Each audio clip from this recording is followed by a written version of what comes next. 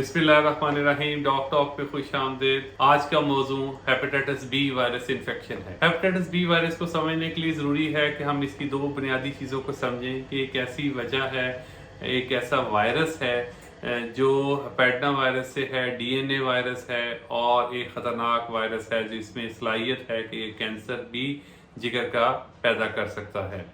ये ख़तरनाक बीमारी है, इसमें सलाहियत है कि ये फौरी यरकान यानी पीला यरकान या ऐसा यरकान जो 6 माह से कम अरसे में ख़त्म हो जाता है और आंखें भी पीली करता है, फौरी यरकान भी कर सकता है, एक्यूट हेपेटाइटिस भी कर सकता है, फुलमिनेंट हेपेटिक फेलियर भी कर सकता है, और एक ऐसा यरकान जो लंबे अरसे तक चलने की सलाहियत भी रखता है और जिसम में दायमी यरकान की एक बड़ी वजह भी बन सकता है। तो हेपेटाइटिस बी इस लिहाज से स्पेशल है कि इसके अंदर सलाहियत है कि ये पीलापन यानी पीला यरकान भी कर सकते हैं और जिस्म में ये कोई अलामात के बगैर अंदर एक खामोश कातिल के तौर पे जिंदा रह के क्रॉनिक हेपेटाइटिस और उसकी कॉम्प्लिकेशंस भी कर सकता है। तो इसको दो हिस्सों में समझने की कोशिश करते हैं। आज की नशिस्त में हम डिस्कस करेंगे acute hepatitis B virus infection को, यानी ऐसा इन्फेक्शन जो कि आंखों का पीलेपन का बायस बनता है, फौरी यरकान का बायस बनता है और 6 महीने के अंदर आमतौर पे जिस्म से खारिज या ख़त्म हो जाता है। एक्यूट हेपेटाइटिस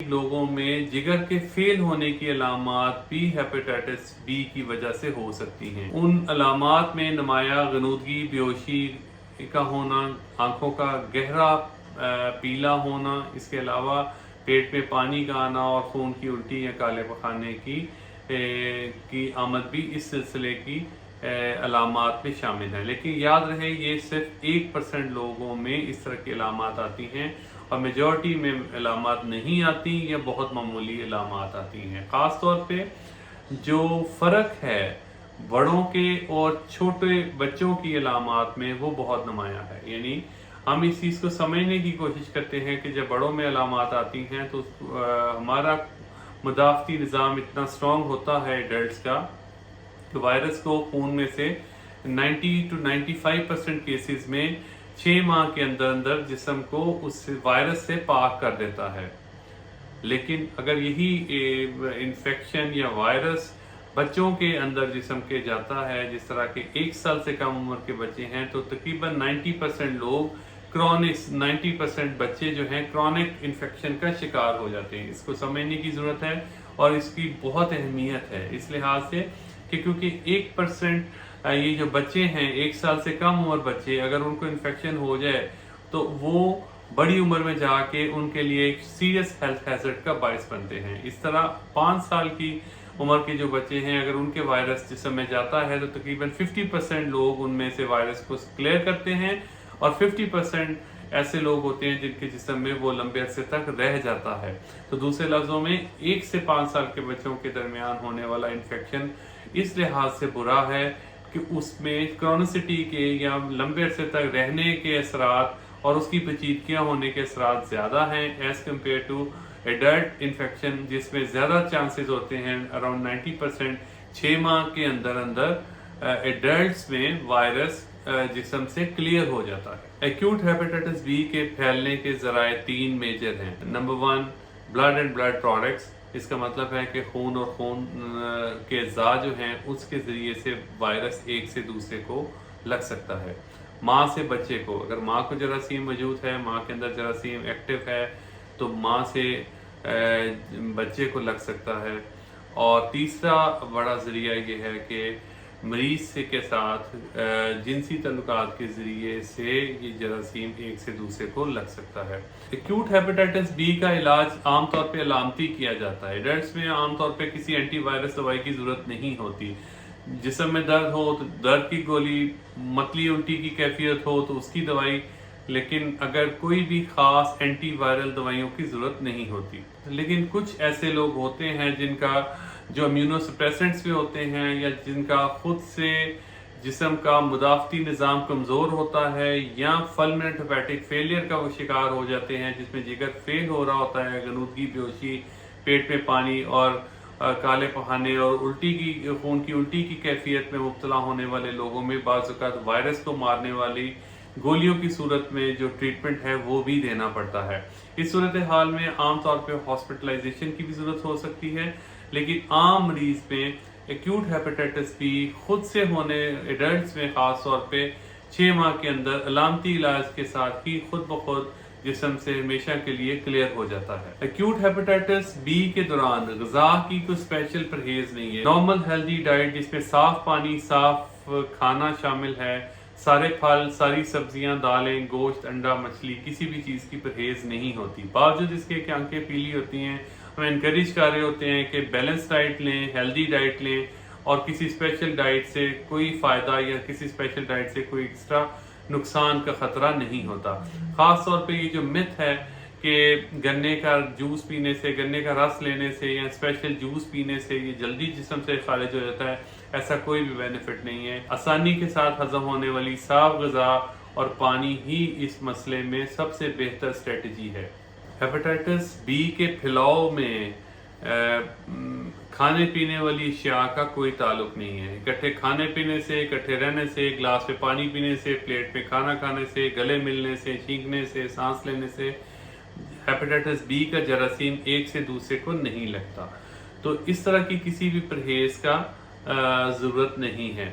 اور اس کے ساتھ یاد رہے کہ اگر کسی گھر میں ایک ہیپیٹائٹس بی کا پیشنٹ ہے تو اس کا کنگھی، دانتوں کا برش، ٹاول، ریزر، نیل کٹر اور جولری خاص طور پہ اس مریض کی دوسرے گھر والوں سے علیحدہ رہنی چاہیے. بیوٹی پارلر اور حجام کی دکان جو ہے وہ دو ایسی جگہ ہیں جہاں پہ ہیپیٹائٹس بی خاص طور پہ اس کے پھیلاؤ سے ہمیں ضروری احتیاط کی ضرورت ہے. اس میں ان جگہوں پہ بعض اوقات ہیئر برش اور نیل کٹر اور اس طرح کے شارپ انسٹرومنٹس استعمال ہو رہے ہوتے ہیں جس سے تھوڑی مقدار میں بلڈ خارج ہوتا ہے اور وہ بلڈ جب ایک سے دوسرے کو لگتا ہے تو ہیپیٹائٹس سے پھیلنے کا ذریعہ بن سکتا ہے. تو کوشش کریں کہ انسٹرومنٹس کی کٹ اپنی ہو تاکہ ان جگہوں پہ استعمال کے دوران جراثیم زدہ کوئی اوزار ایک سے دوسرے کو نہ لگ جائے. ہیپیٹائٹس بی سے بچاؤ کے لیے ضروری ہے کہ ہمیں اس کے پھیلنے کے ذرائع کا پتہ ہو. ہمیں پتہ ہے کہ بلڈ اینڈ بلڈ پروڈکٹ سے ماں سے بچے کو اور اس کے علاوہ غیر محفوظ جنسی تعلقات مریض کے ساتھ ہونے سے ایک سے دوسرے کو یہ بیماری لگ سکتی ہے. تو ان چیزوں پہ ہم نے غور کرتے ہوئے ان چیزوں سے بچنا ہے. غیر تصدیق شدہ بلڈ استعمال نہیں کرنا، بلڈ پروڈکٹ استعمال نہیں کرنے، اور اگر کسی کو ضرورت ہو تو اس چیز کو انشور کرنا ہے کہ تصدیق شدہ بلڈ لگے. اس کے علاوہ سرنجز کا استعمال اسٹرلائزڈ ہونا بہت ہی ضروری ہے اور کوشش کریں کہ غیر ضروری طاقت کے نام پہ ڈرپس اور ٹیکے نہ استعمال کیے جائیں تاکہ کوئی آلودہ سرنج کسی مریض کو استعمال ہونے کے بعد کسی صحت مند بندے کو وائرس کے ٹرانسفر کا ذریعہ نہ بن سکے. تو غیر تصدیق شدہ بلڈ کے علاوہ ہمارے ہاں آلودہ سرنجز کا ری یوز بھی اس کی ایک بڑی وجہ ہے.